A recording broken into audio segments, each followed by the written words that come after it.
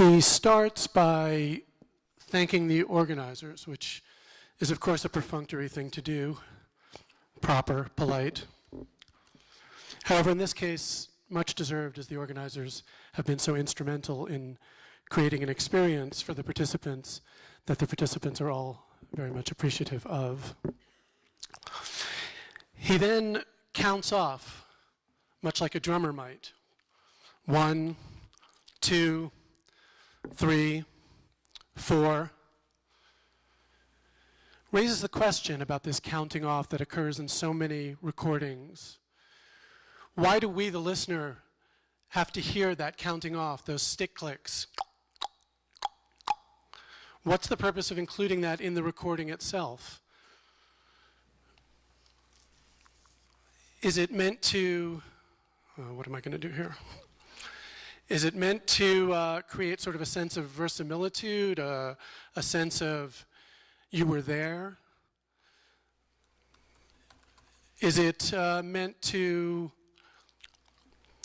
perhaps bring us into the mindset of the band, a kind of preparatory moment where the band anticipates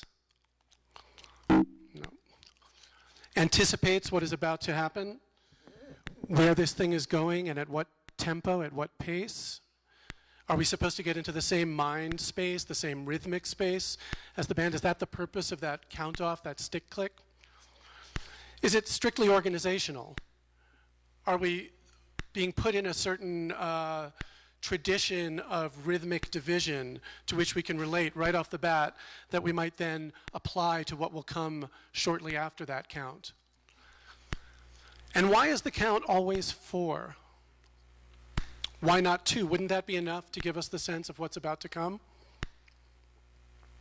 Sure, rock and roll is generally in 4/4, and maybe it's as simple as that. But I wonder if there's something else to it.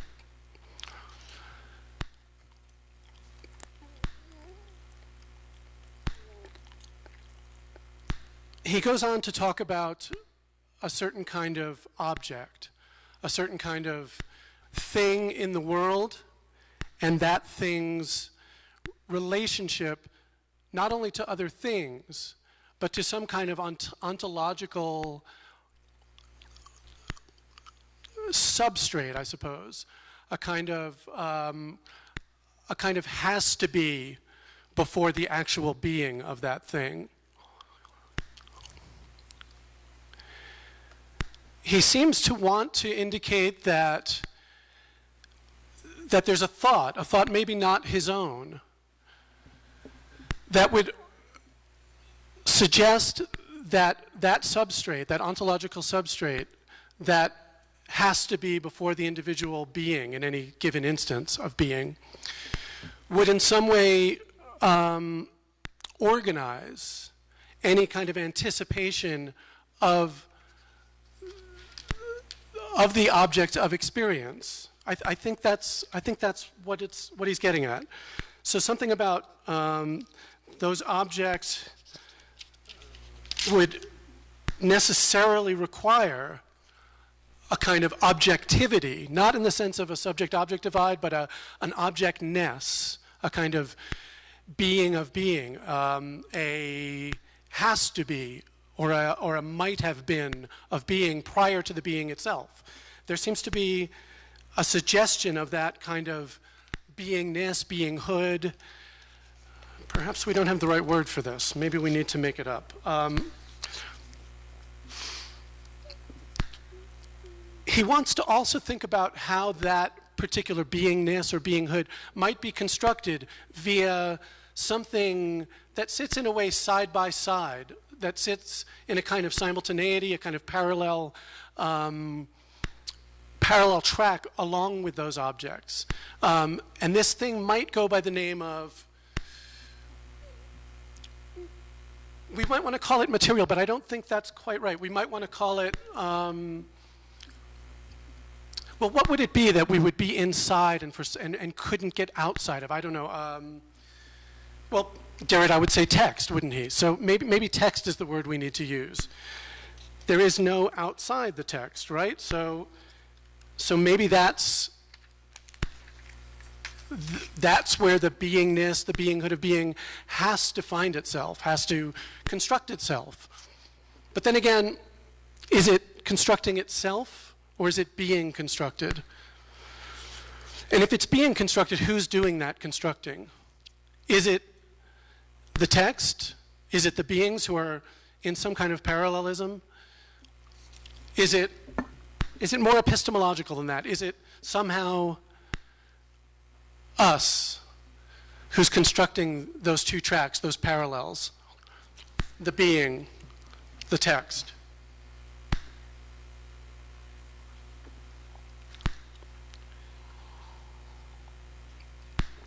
He makes mention of a kind of self-referential aspect of this kind of construction of being, where the thing, the text, the understanding can circle back on itself to reveal itself for what itself is. I think of an example, maybe the first time that I was aware of this kind of construction of construction would have been the first Mission of Burma EP. I don't know the year, I guess I could look it up. Mission of Burma, the great Boston band, and their first EP, a wonderful EP called Signals, Calls, and Marches, which had a lyric sheet, as albums tended to do in those days, and maybe still do. But the lyric sheet was not a typical lyric sheet. It in fact had every lyric on the EP, but in alphabetical order. I wonder if we can find this. No, it's lovely how the internet will reorganize these organizations, right? So we, this was a signal, pun intended, moment for me with opening up the plastic shrink wrap on the vinyl EP and pulling out the record first, but then the insert and getting the information and wanting the information. The information was crucial to my understanding of what the object itself would be, and coming across this lyric sheet that was in fact in alphabetical order and didn't give me the sequential and therefore constitutional, contextual, meaningful aspect of the lyrics. And lovely how if we go to find this stuff now in 2013, so many years after the fact, the internet reorganizes that information for us and offers us a ringtone first and foremost, but then also the lyrics would be organized in their order as sung rather than the order as delivered on the lyric sheet, somehow subverting the artist's intentions there, I suppose. So we're not really entitled at this juncture to encounter this lyric sheet that I remember so well, but maybe we can treat ourselves to the sonic output instead.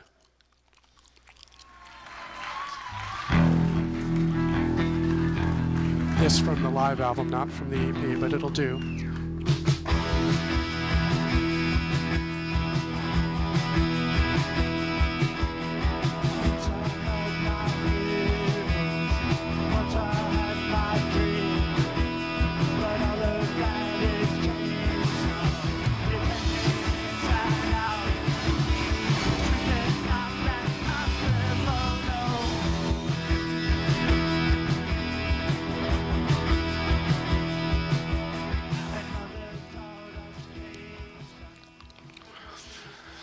The song, That's When I Reach for My Revolver, which when originally delivered in the 1980s might have had a certain kind of contextual meaning.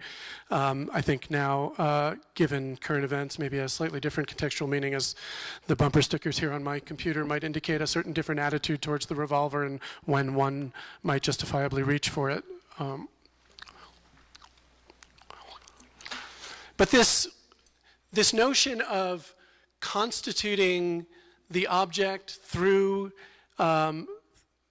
its constitution rather than through some kind of external contextualization that might be dependent on, say, use value, or obviously through a more kind of capitalist mode of evaluation that would be based on exchange value. Instead, to try to construct the meaning and the value and the very ontology of the object itself through its constituent parts. This seems like a potentially subversive act of kind of ontological epistemology, if you will, or a way of folding epistemology into ontology, perhaps, or maybe it's the other way around. I'll give that some thought.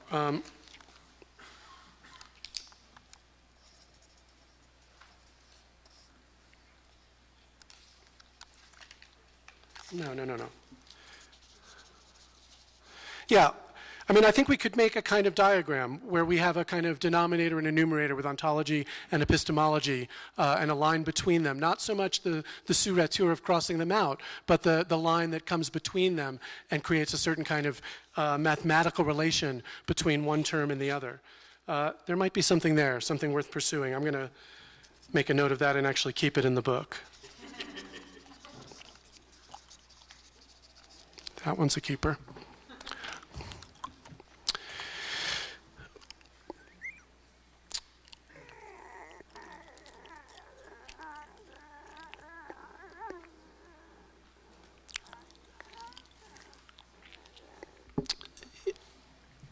There's an interesting problem that seems to come up as he speaks, which is that he's simultaneously describing the contents and the constitution of a certain set of objects, a certain set of texts. And at the same time, as he is justifying that constitution, justifying those objects and those texts vis-a-vis their constituent materials, he at the same time is trying to escape from those materials, trying to say that this act of constitution has to either reach some sort of culminating moment, a moment of fruition, would we call it, a moment of consummation, and in doing so, that act would free itself from itself.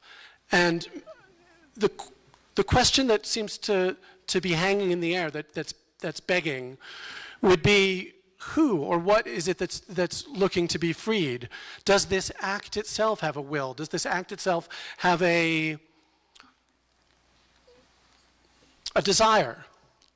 Or in fact, is it, you know, the sort of man at the controls, that Wizard of Oz behind the curtains, who wishes in a sense to be found out, for the curtain to be pulled aside and for the activity itself to be revealed, and in its revelation, its dissipation?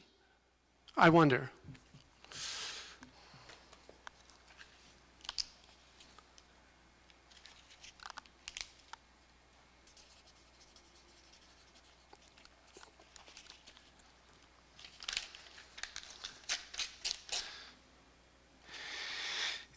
He gets to this point, in a sense, through the thoughts of another. A thought that never is quite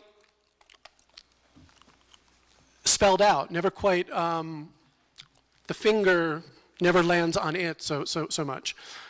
But that thought looms, I think. It looms as he speaks. It looms in the very constitution of his text. A thought about that which can be said and that which cannot be said, and what the agent of the saying or the receiver of the saying is to do with those two possibilities, the possibility of the said and the impossibility of the said, or perhaps maybe a shadow of a shadow, the possibility of the unsaid. That seems to loom over the entire relationship that is being constructed, in a sense, through this constitution of constitution vis-a-vis objects and texts. There's a reference made at a certain juncture, maybe roughly halfway through. Let's see. Yeah, almost exactly halfway through, to another text, a text that might have been transferred from one agent slash listener slash reader slash writer slash distributor to another who also occupies each of those slashed positions to yet another who also occupies all of those slashed positions. There's a question of whether that, that transference is in its essence, in its most important aspects, a material transfer, or whether it is a transfer of, what can we use as an alternative in this case to material? A textual transfer. Is it about the, metaphorically speaking, the ink on the paper?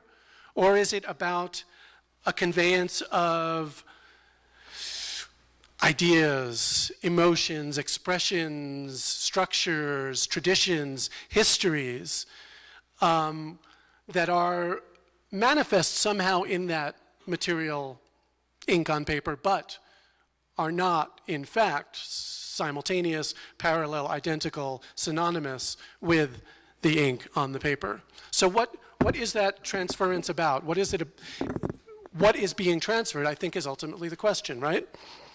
Again, a question of, I think, objects and texts, or I want to find other words for this. I want to find synonyms. Let me see if he's got something.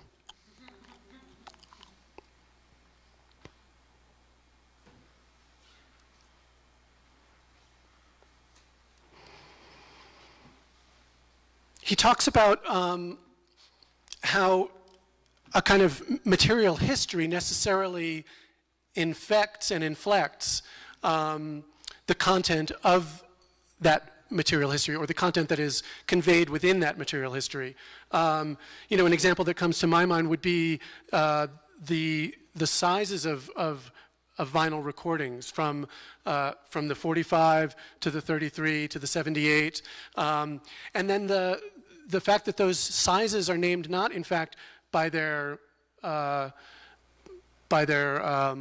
space that they occupy, but in fact by the speed at which they are played on a turntable, and then those speeds. I don't know the history of this, but I wonder about why is it that the 45. Well, there was 16 RPM as well. So why would 16 not then be doubled and become 32, but instead we get 33 and a third? Why would it not be then tripled and become 48, but instead becomes 45, and then 78? What's the math there? The golden mean? I don't know.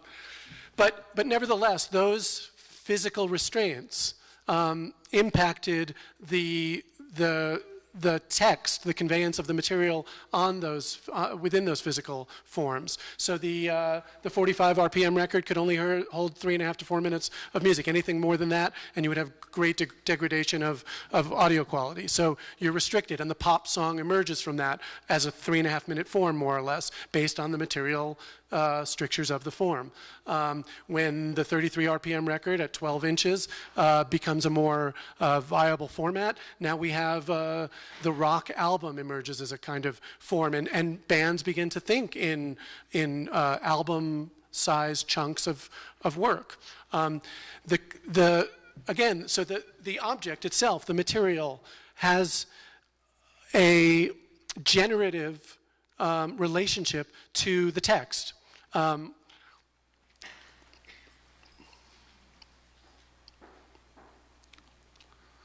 you think about how that would have filtered down through all aspects of the culture that we're talking about, starting with Mission of Burma, moving up through the sizes of vinyl records to zine culture and the zines that would have accompanied the indie rock scenes of a town like Boston in the 80s.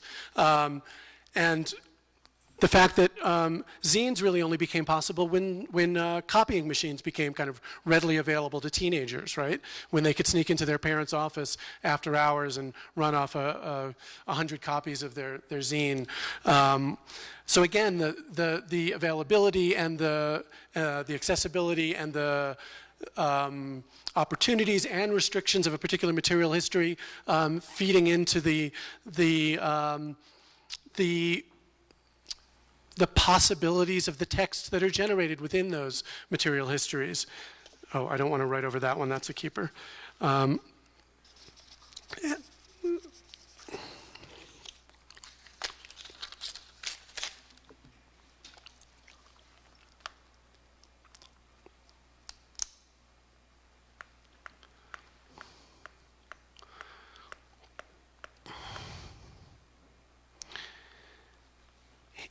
He's interested also in how this relationship is not strictly an issue of ontology, epistemology, et cetera, but obviously an issue of economics, an issue of certain modes of production and how those modes of production might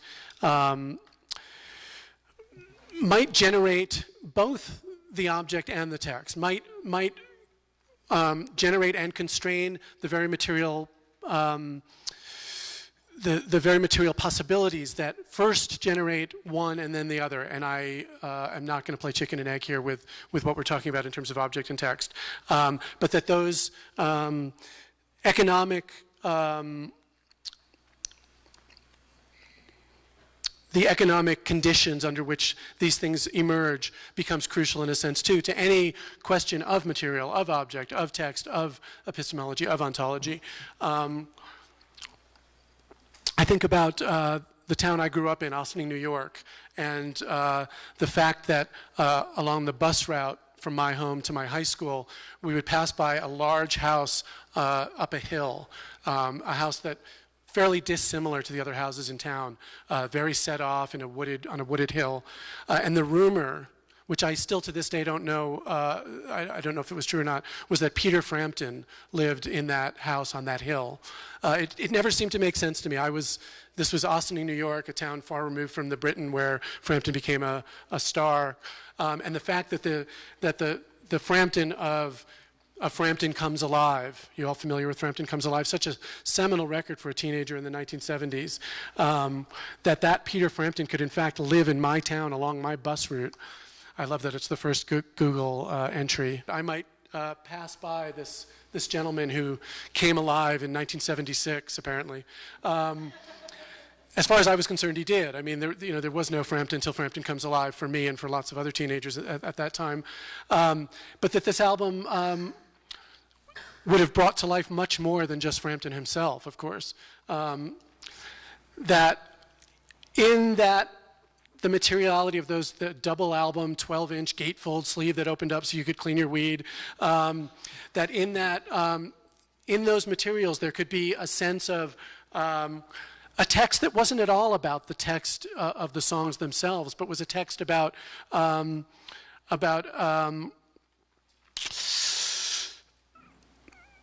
as far as I was concerned at the time, I suppose it was about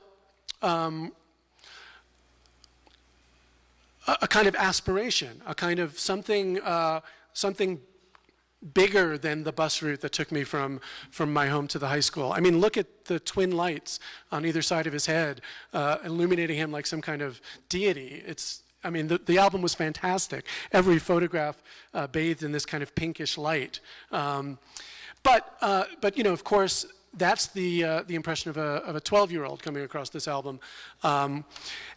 As one gets older and starts to contextualize one's own experience of media, of text, of objects, you start to realize the kind of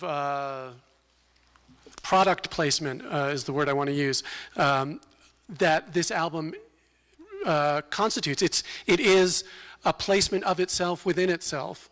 There's a mythology that's created through the act of recording and creating a particular piece of merchandise for sale to 12-year-old boys living in the suburbs in the United States of America.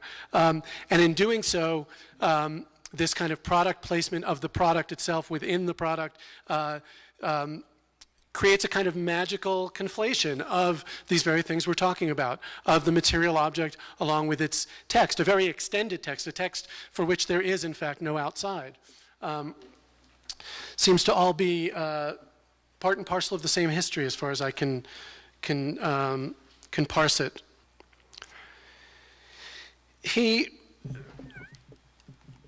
wanders fairly far from where he starts, and he ends up finding a way to talk, despite the fact that he's wandered, to talk about media in a way that does relate, in some sense, to this conflicted and conflated relationship of material and text. A way of bringing the the Mission of Burma lyric sheet, and the Frampton product placement together in the context of a kind of larger observation about media, its material substrate, its ontological substrate, and also through the act of reading, a kind of epistemology of reading, I think, a way of reading oneself reading.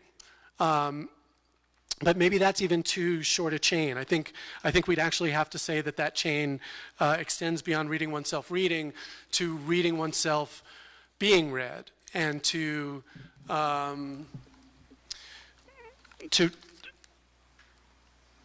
reading oneself being read as a kind of text read by some earlier, and I don't know whether to call it ontological or epistemological, link in the same chain of which this reading is itself a part. So, I mean, there might be some diagram that would look both like a chain and like a series of Venn diagrams. My pen is fading, but something like that, which would maybe represent this experience. But I think the thing would have to not only come back upon itself in a kind of circle, a kind of tiger chasing its own tail, but would also have to exist in multiple dimensions, where it circled back on itself not only on a plane, but in a third dimension and potentially other dimensions as well.